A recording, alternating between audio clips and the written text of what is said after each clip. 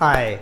There are several times a year when people will make resolutions to get their photos organized, or they clean out their house and find a box of photos in places they totally forgot and haven't seen in years.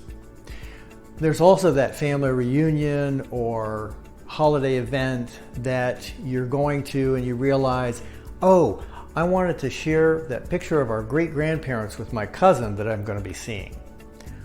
Or there's hearing on the news of natural disasters in other parts of the country or your own backyard, and you realize, I haven't digitized my printed photo collection, or I don't have my digital photo collection backed up off-site.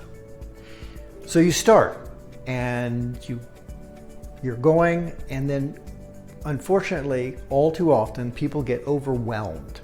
They get overwhelmed with the sheer volume of how many photos are in their collection, and they get overwhelmed with the amount of time that it's taking.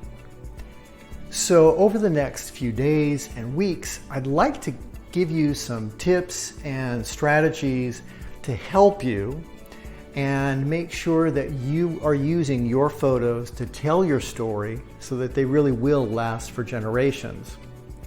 So if you have any questions, put them in the comments below, and I look forward to speaking with you. See you soon.